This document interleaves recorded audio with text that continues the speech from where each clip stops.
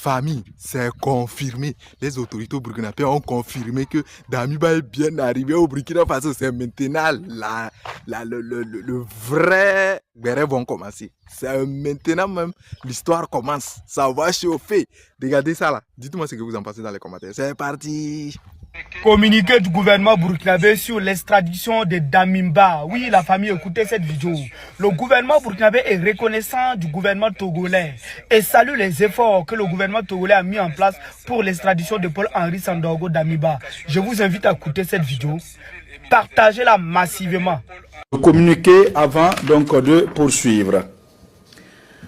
À la suite de la dénonciation faite le 5 janvier 2026 au parquet, près le tribunal de grande instance Ouaga 1, faisant état de l'implication d'un certain nombre de personnes civiles et militaires, dont le nommé Paul-Henri Sandaogo Damiba, dans l'accomplissement d'actes préparatoires d'une atteinte à la sûreté et à la sécurité de l'État, de détournement de deniers publics, d'incitation à la commission d'infraction, de blanchiment de capitaux, le procureur du Faso a requis un juge d'instruction d'ouvrir une information judiciaire, de décerner mandat d'arrêt international contre Paul-Henri Sandaogo Damiba, de recourir à la coopération pénale internationale avec la République du Togo en vue d'obtenir l'extradition du surnommé vers le Burkina Faso.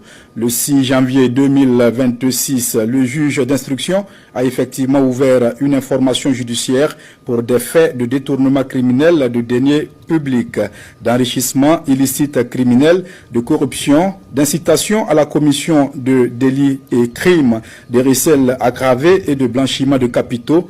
Ces faits sont prévus et punis par les articles 131-8, 331-1, 332-2, 332-17, 332-24, 614-1, 614-3 du Code pénal burkinabé et les articles 9, 174, 184 à 187, 196 à 199 et 202 de la loi numéro 046-2024/ALT du 30 décembre 2024 relative à la lutte contre le blanchiment de capitaux, le financement du terrorisme et de la prolifération des armes de destruction massive au Burkina Faso.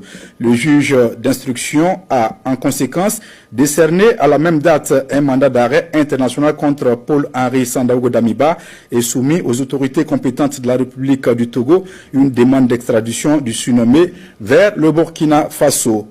Tournant suite à cette demande, la chambre d'instruction de la Cour